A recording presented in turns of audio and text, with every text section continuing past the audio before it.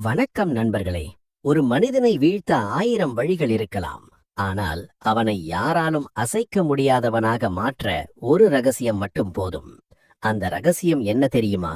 மனிதர்களை புரிந்து கொள்ளும் அறிவு.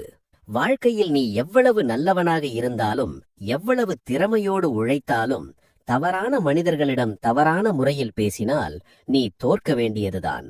பலர் வாழ்க்கையில் கஷ்டப்படுவதற்கு காரணம் அதிர்ஷ்டம் இல்லாததல்ல, மனிதர்களின் மனதை படிக்க தெரியாததுதான். யாரோ ஒருவரிடம் நீ உண்மையா பேசியிருக்கலாம், ஆனா அவர் அதை பலவீனமாய் எடுத்துக்கொண்டிருக்கலாம். யாரையோ நம்பி ரகசியத்தை பகிர்ந்திருக்கலாம், அது ஒரு நாள் ஆயுதமா திரும்பியிருக்கலாம். யாரிடமோ கோபத்துடன் பதிலடி கொடுத்திருக்கலாம், அதனால் நீயே இழந்திருக்கலாம். இதெல்லாம் ஏன் நடக்குது தெரியுமா? நாம் எல்லாரிடமும் ஒரே மாதிரி நடக்கிறோம், ஆனால் எல்லாரும் ஒரே மாதிரி மனிதர்கள் கிடையாது. சிலர் லாபத்தை மட்டுமே பார்க்கிறார்கள், சிலர் தங்களுடைய அகங்காரத்தை மட்டுமே காப்பாற்றிக் கொள்கிறார்கள், சிலர் அறியாமையை அறிவு என்று நம்பி வாழ்கிறார்கள், இன்னும் சிலர் அமைதியாக எல்லாவற்றையும் கவனித்துக் கொண்டு சரியான நேரத்தில் முடிவு செய்கிறார்கள். இந்த வேறுபாட்டை புரியாமல் பேசுகிறவர்களை வாழ்க்கை மீண்டும் மீண்டும் சோதிக்கும். நீ இதுவரைக்கும் ஏமாந்திருக்கிறாயா? யாரோ உன்னை மதிக்காமல் நடந்து கொண்டிருக்கிறார்களா? உன் நல்ல மனசு உன்னையே காயப்படுத்தி இருக்கிறதா? அப்படியானால் இன்று நீ கேட்கப் போகும் விஷயம் சாதாரணமான அறிவுரை கிடையாது. இது மனிதர்களை வாசிக்கும் கலை. சரியான மனிதரிடம் சரியான வார்த்தையை பயன்படுத்தினால் எதிரியும் உன் வசம் வருவான். தவறான மனிதரிடம் உணர்ச்சியை காட்டினால் நண்பனும் எதிரியாக மாறிவிடுவான். உலகம் நல்லதா கெட்டதா என்று யோசிப்பதற்கு பதிலாக யார் எப்படி இருக்கிறார்கள் என்று புரிந்து கொள்வதுதான் வெற்றியின் தொடக்கம். பேசும் முன் யார் முன்னால் நிற்கிறார்கள் என்று தெரிந்து கொண்டால் உன் வாழ்க்கை பாதி பாதுகாப்பாகிவிடும். இந்த வீடியோவில் நீ அறியப் போவது வெறும் வார்த்தைகள் அல்ல, உன் ஆளுமையை மாற்றக்கூடிய அணுகுமுறை. இனிமேல் யாரிடம் பணிவு காட்ட வேண்டும், யாரிடம் வியாபாரமாய் பேச வேண்டும், யாரிடம் மௌனமாக இருக்க வேண்டும், யாரிடம் முழு நேர்மையோடு நடக்க வேண்டும் என்பதற்கான தெளிவு கிடைக்கும். இந்த ஒரு தெளிவு இருந்தால் உன்னை ஏமாற்றுவது எளிதல்ல, உன்னை கட்டுப்படுத்துவது சாத்தியமல்ல, உன்னை அசைப்பது முடியாத ஒன்று. அதனால் கவனமாக கேள். அடுத்த சில நிமிடங்கள் உன் வாழ்க்கையின் பல வருட குழப்பங்களுக்கு பதில் தரக்கூடும். இன்று முதல் நீ பேசும் விதம் மாறினால் நாளை உலகம் உன்னுடன் நடக்கும் விதம் மாறும். 2000 வருஷமா உலகமே கொண்டாடுற அந்த சாணக்கிய நீதி ரகசியங்களைத்தான் இந்த வீடியோவில நம்ம பார்க்க போறோம். இந்த வீடியோவை முழுசா பார்த்தீங்கன்னா நாளைக்கு நீங்க 4 பேர்கிட்ட பேசும்போது உங்களோட ஆளுமையே வேற லெவல்ல இருக்கும். தயாரா இருங்க.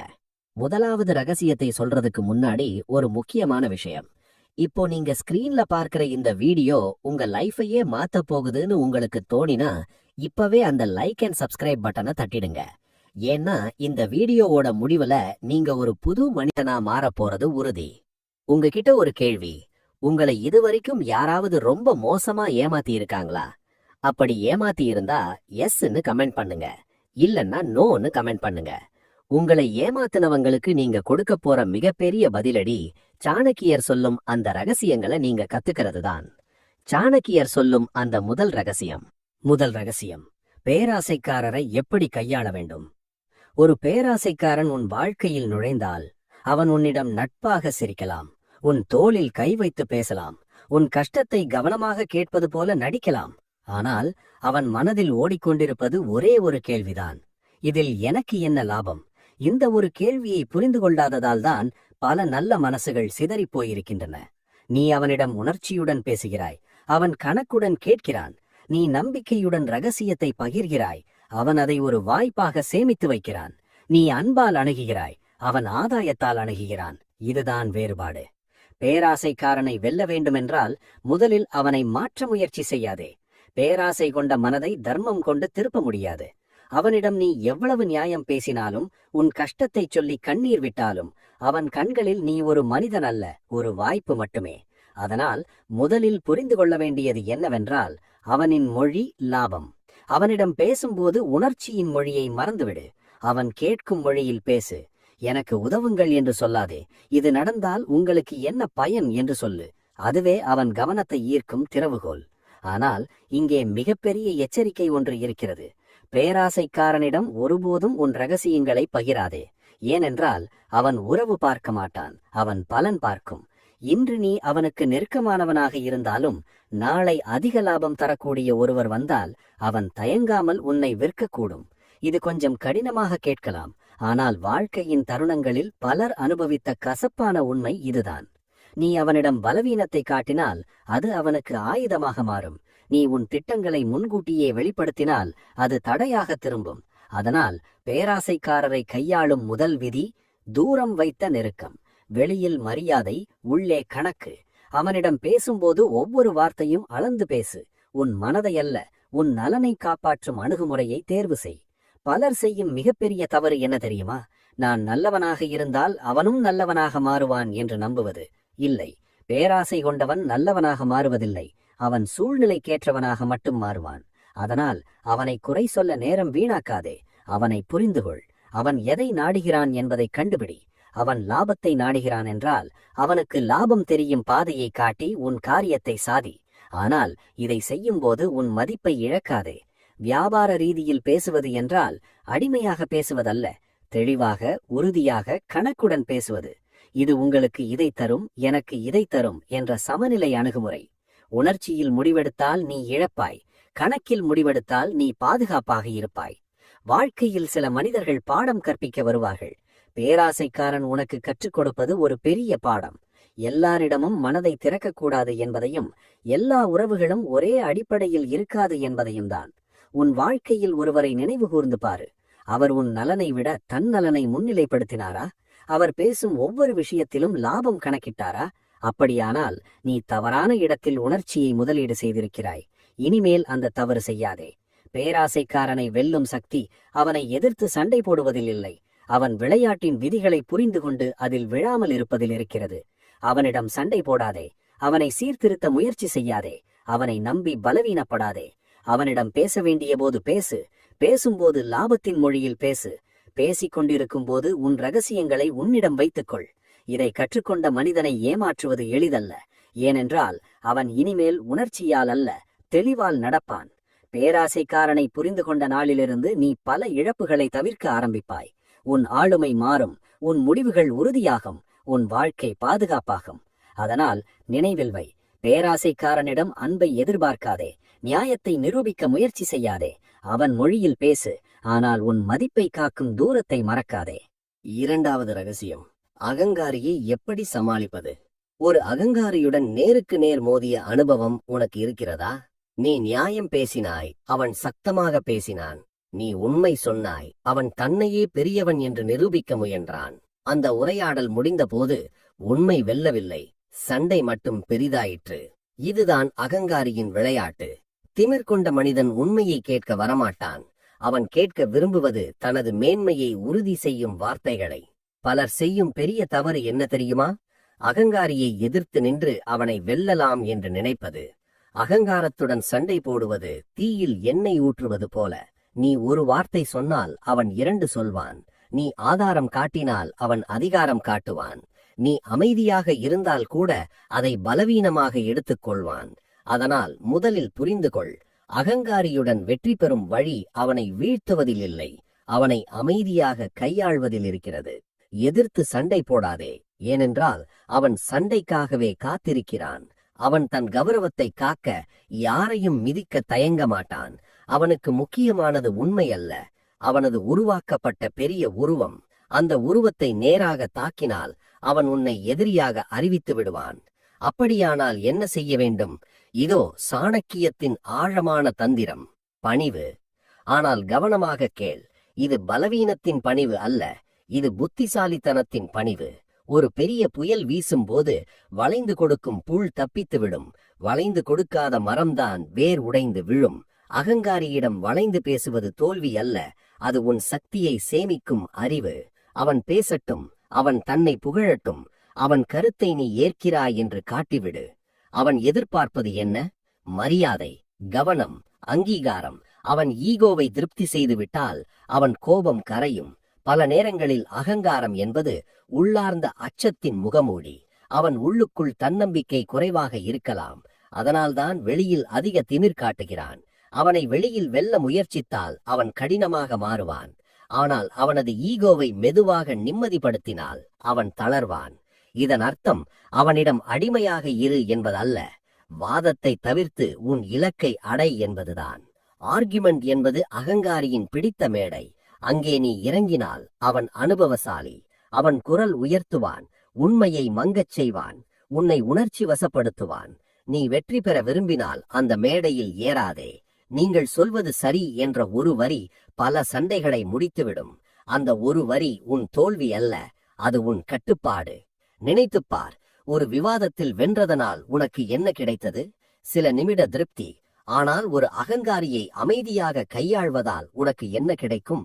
நீண்டகால அமைதி. தேவையான சமயத்தில் அவனின் ஆதரவு கூட. அகங்காரி ஒருபோதும் தன்னை குறை கூற மாட்டான். ஆனால் அவனை மதித்து நடக்கும் ஒருவரை அவன் உள்ளுக்குள் விரும்புவான். அதனால் அவனிடம் பேசும்போது அவன் அனுபவத்தை பாராட்டு, அவன் திறமையை ஒப்புக்கொள், அவன் முன்னிலையில் சண்டையை தவிர்த்துவிடு. நீ உன் கருத்தை சொல்ல வேண்டியிருந்தால் நேரடியாக எதிர்க்காமல், இதை இப்படியும் பார்க்கலாமா என்று மெதுவாக வழிமாற்று. அவன் எதிரியாக மாறாமல் அவன் மரியாதையை காக்கும் இடைவெளியில் உன் கருத்தை வைப்பதுதான் நுண்ணறிவு. பலர் தங்கள் வாழ்க்கையில் உயர முடியாததற்கு காரணம் திறமை குறைவல்ல, தவறான மனிதர்களுடன் தவறான போர்களில் சிக்கிக் கொள்வதுதான். அகங்காரியுடன் அன்னெசரி சண்டை போடாதே. உன் இலக்கு பெரியதா, உன் அகங்காரம் பெரியதா என்று உன்னையே கேள். உன் இலக்கு பெரியதாக இருந்தால் சில சமயம் உன் வார்த்தைகளை அடக்கிக் கொள்ள வேண்டும். பணிவு என்பது உன் மதிப்பை இழப்பதல்ல, அது சரியான நேரம் வரை உன் வலிமையை மறைப்பது. அகங்காரியின் முன் அமைதியாக இருப்பவன் பலவீனன் அல்ல, அவன் கணக்கிட்டு நடக்கும் வீரன். இந்த ரகசியத்தை கற்றுக்கொண்டால் நீ சண்டையால் அல்ல, சமநிலையால் வெல்ல கற்றுக்கொள்வாய். இனிமேல் யாராவது திமிராக பேசினால் உடனே பதிலடி கொடுக்க ஓடாதே. ஒரு நிமிடம் சிரித்து அமைதியாக இரு. அந்த அமைதியில்தான் உன் சக்தி இருக்கிறது. அகங்காரியை எதிர்த்து வெல்ல முயற்சிப்பவன் சோர்வடைவான். அகங்காரியை புரிந்து கையாளுபவன் முன்னேறுவான். மூன்றாவது ரகசியம், முட்டாள்களை எப்படி கையாள வேண்டும். உன் வாழ்க்கையில் ஒருபோதாவது இப்படி சம்பவம் நடந்ததா? ஒருவரிடம் நீ முழு ஆதாரத்தோடு முழு நியாயத்தோடு ஒரு விஷயத்தை விளக்க முயன்றாய். ஆனால் அவர் எதையும் கேட்காமல் தன் கருத்தையே மீண்டும் மீண்டும் சொன்னார். உரையாடல் முடிவில் உண்மை தெளிவாகவில்லை, உன் மன நிம்மதிதான் சிதறியது. இதுதான் முட்டாள்களுடன் வாதம் செய்வதன் விளைவு. கேட்க தயாராக இல்லாத ஒருவரிடம் உண்மையை நிரூபிக்க முயல்வது இருட்டில் நிழலை பிடிப்பது போல. முட்டாளின் மிகப்பெரிய பலவீனம் என்ன தெரியுமா? அவனுக்கு தன்னுடைய அறியாமை தெரியாது. அவன் அறிந்த சிறு துண்டை முழு உலகம் என்று நம்புவான். அதனால்தான் அவன் குரல் உயர்ந்திருக்கும், சந்தேகம் குறைந்திருக்கும். இங்கே நீ செய்யும் மிகப்பெரிய தவறு என்னவென்றால், அவனை மாற்ற முடியும் என்று நம்புவது. மாற்றம் வர வேண்டுமானால் கேட்கும் மனம் வேண்டும். முட்டாளிடம் அது இருக்காது. அதனால் முதல் விதி, விவாதம் செய்யாதே. நீ வாதம் ஆரம்பித்த நொடியே நீ தோற்றுவிட்டாய். ஏனென்றால் அவன் இலக்கு உண்மையில்லை, வெற்றிதான். உண்மையை அறிய அல்ல, உன்னை தள்ளிவிடத்தான் அவன் பேசுவான். அவனுடன் வாதம் செய்வது நேரத்தை மட்டுமல்ல, உன் ஆற்றலையும் சுரண்டும்.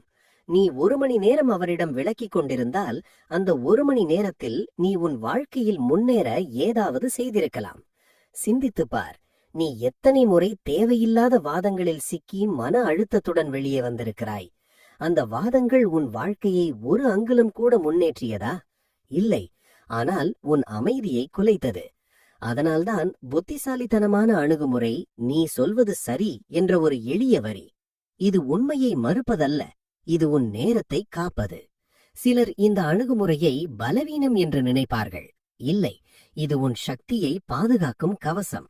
ஒரு சுவருடன் மோதினால் சுவருக்கு எதுவும் ஆகாது, உன் தலைதான் உடையும். முட்டாளுடன் வாதம் செய்வதும் அதே போல. அவன் சொல்வதை ஒப்புக்கொண்டு அங்கிருந்து நகர்ந்துவிடு. உன் அமைதியே உன் வெற்றி. இதன் அடுத்த முக்கியமான ரகசியம் தூரத்தில் இருப்பது. எல்லாரையும் திருத்த வேண்டும், எல்லாரையும் விழிப்புணர்வு பெற செய்ய வேண்டும் என்ற பொறுப்பு உனக்கு இல்லை. உன் வாழ்க்கையை முன்னேற்றுவதுதான் உன் பொறுப்பு. முட்டாள்கள் இருக்கும் இடத்தில் சத்தம் அதிகம் இருக்கும், ஆனால் வளர்ச்சி இருக்காது. நீ வளர விரும்பினால் உன் சூழலை கவனமாக தேர்வு செய்ய வேண்டும்.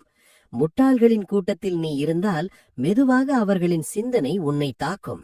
தினமும் அறியாமையை கேட்டுக்கொண்டிருந்தால் உண்மையையும் சந்தேகிக்க ஆரம்பித்து விடுவாய். அதனால் தூரம் என்பது வெறுப்பு அல்ல, அது பாதுகாப்பு. ஒருவரை தவிர்க்கிறாய் என்றால் அவனை வெறுக்கிறாய் என்பதல்ல, உன் மன நிம்மதியை முன்னிலைப்படுத்துகிறாய் என்பதுதான். நினைவில் வை, முட்டாளுக்கு அறிவுரை சொல்வது பாம்பிற்கு பால் வாருவது போல. நல்ல நோக்கில் சொன்னாலும் அது திரும்பி உன்னையே கடிக்கும். ஆகவே அவனிடம் நீ புத்திசாலி என்பதை நிரூபிக்க முயலாதே.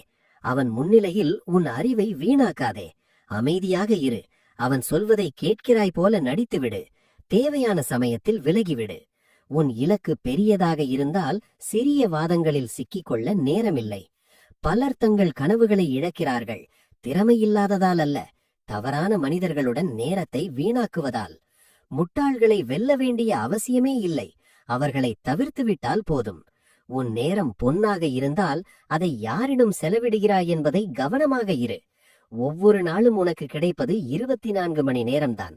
அதில் சில மணி நேரத்தை அறியாமையுடன் சண்டை போடுவதற்கு கொடுத்தால் உன் இலக்குக்கு எவ்வளவு நேரம் மீறும்?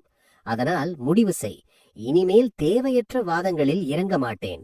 நீ சொல்வது சரி என்று சொல்லி அங்கிருந்து நகர்ந்து விடுவேன். என் அமைதியை காக்கிறேன், என் நேரத்தை மதிக்கிறேன், என் சக்தியை பாதுகாக்கிறேன்.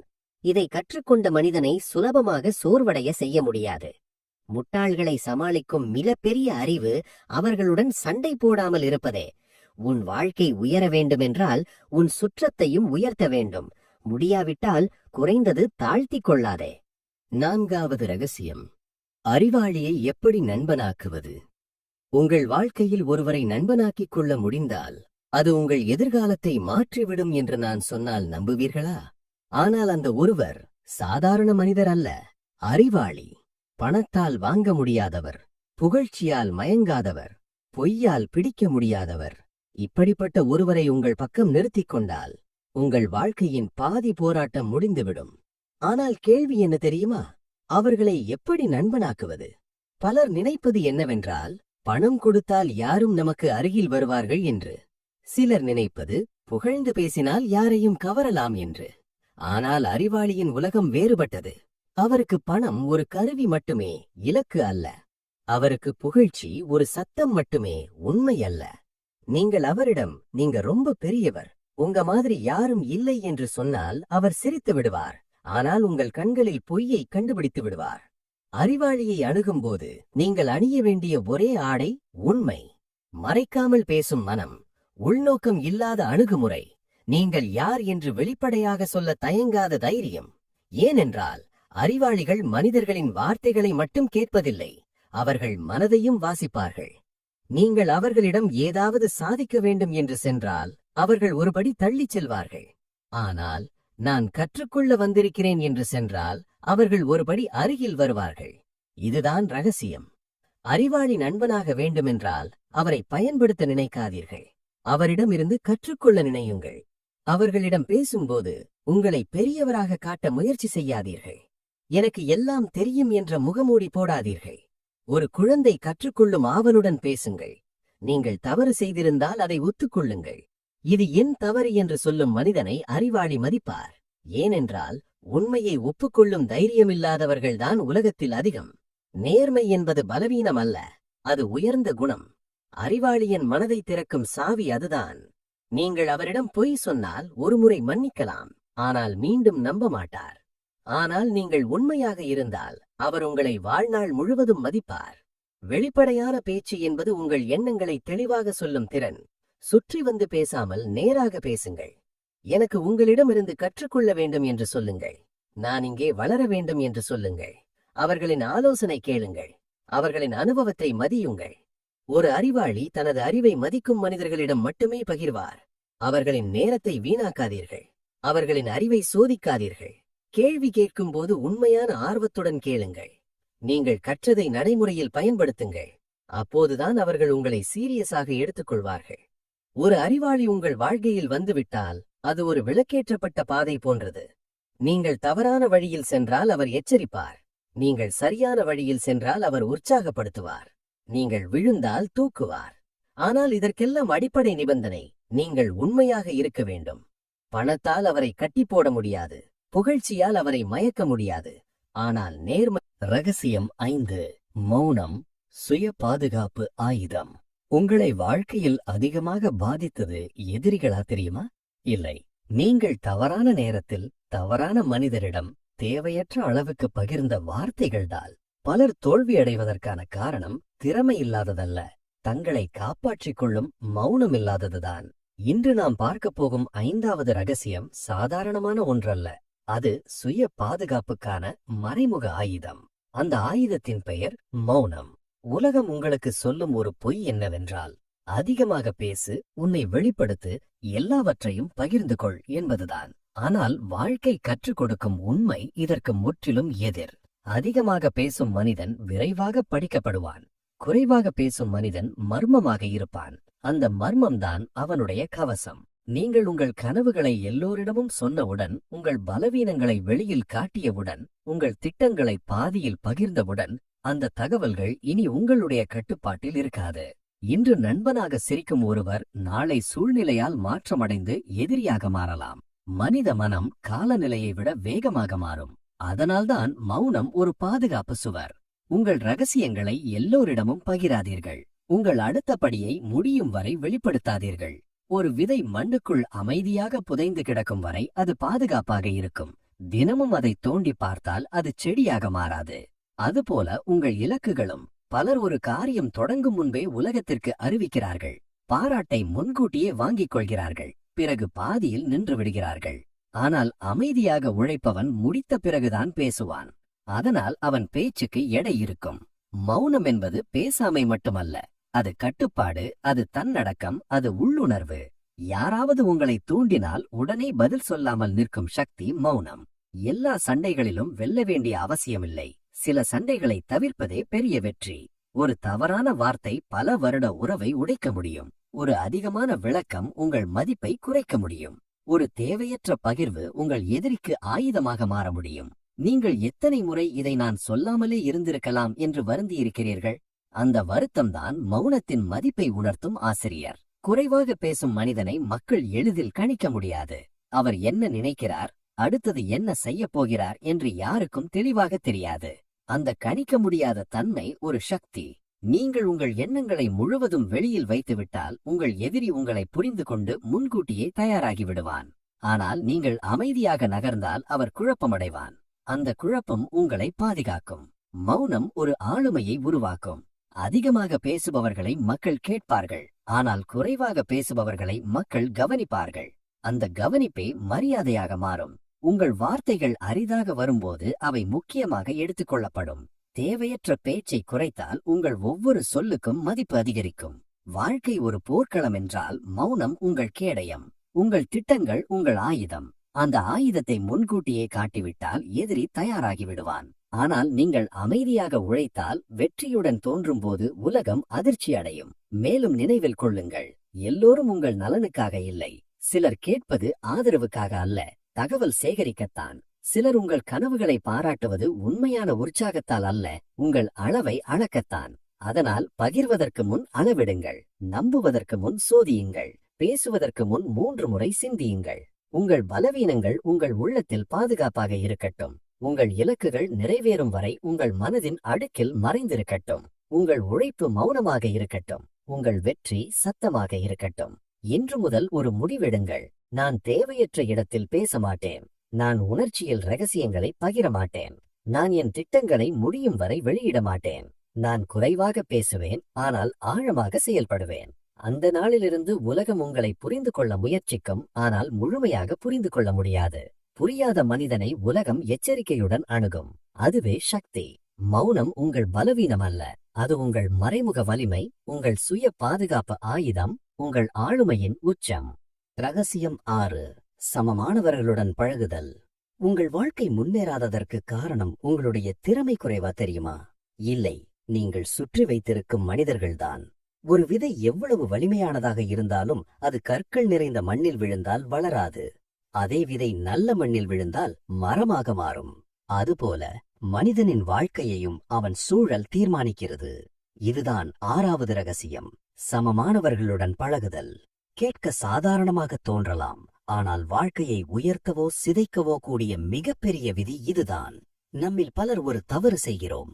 நம்மை விட மிகவும் உயர்ந்தவர்களுடன் நட்பு வைத்தால் நாமும் உயர்ந்து விடுவோம் என்று நினைக்கிறோம். அல்லது நம்மை விட மிகவும் தாழ்ந்தவர்களுடன் பழகினால் நாமே பெரியவர்களாக உணரலாம் என்று நினைக்கிறோம். ஆனால் இரண்டும் ஆபத்து.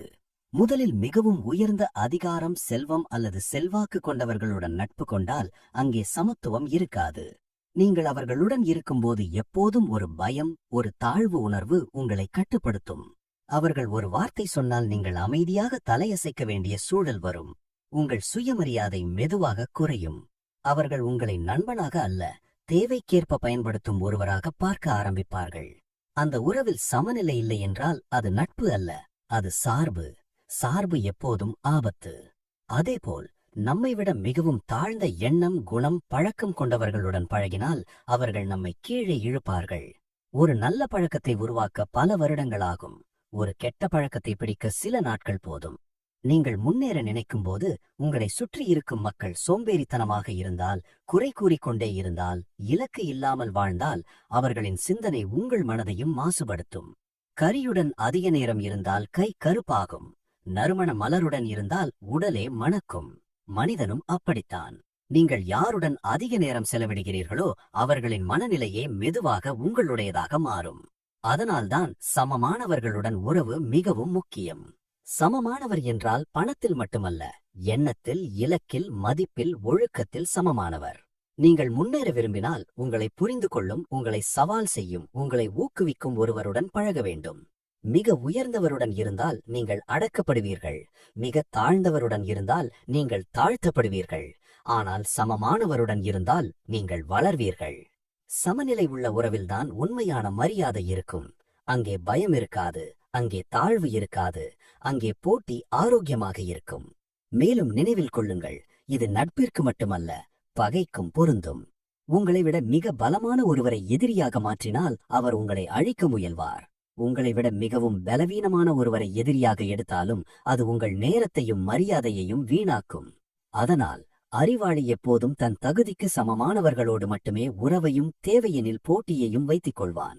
வாழ்க்கையில் நீங்கள் யாருடன் பேசுகிறீர்கள், யாருடன் சிரிக்கிறீர்கள், யாருடன் ஆலோசிக்கிறீர்கள், யாருடன் கனவுகளை பகிர்ந்து கொள்கிறீர்கள், இவையெல்லாம் உங்கள் எதிர்காலத்தை வடிவமைக்கிறது. ஒரு கழுகு கோழிகளுடன் இருந்தால் அது பறக்க மறந்துவிடும். ஆனால் மற்ற கழுகுகளுடன் இருந்தால் அது வானத்தை தொடும். அதுபோல உங்கள் சுற்றம் உங்கள் உயரத்தை தீர்மானிக்கிறது. இன்று உங்கள் நண்பர்கள் பட்டியலை நினைத்து பாருங்கள். அவர்கள் உங்களை முன்னேற்ற பாதையில் தள்ளுகிறார்களா அல்லது உங்கள் நேரத்தை வீணாக்குகிறார்களா? அவர்கள் உங்கள் இலக்கை மதிக்கிறார்களா அல்லது உங்கள் கனவுகளை கிண்டல் செய்கிறார்களா? நீங்கள் தேர்வு செய்யும் சூழல்தான் உங்கள் விதியை எழுதும். நல்ல சூழலில் இருந்தால் சாதாரண மனிதனும் அசாதாரணமாக மாறுவான். கெட்ட சூழலில் இருந்தால் திறமையான மனிதனும் வீழ்ந்து விடுவான். அதனால் உங்கள் வாழ்க்கையை உயர்த்த வேண்டுமெனில் முதலில் உங்கள் சுற்றத்தை உயர்த்துங்கள். தேவையற்ற உறவுகளை மெதுவாக விலக்குங்கள்.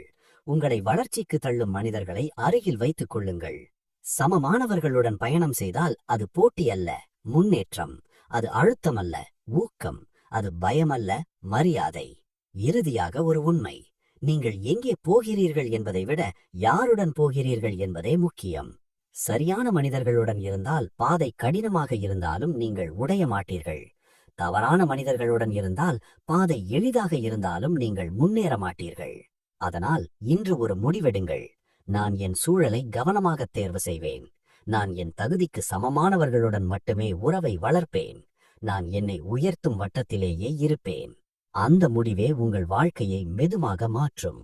நினைவில் கொள்ளுங்கள், சூழல் வாழ்க்கையை தீர்மானிக்கும். சமமானவர் வளர்ச்சியை உறுதி செய்யும். வாழ்க்கை ஒரு போர் என்றால் அறிவில்லாமல் போராடுபவன் முதல் அம்பிலேயே வீழ்வான். ஆனால் ஞானத்துடன் நகர்பவன் காயமில்லாமல் வெல்லுவான் என்று சாணக்கியர் உணர்த்துகிறார்.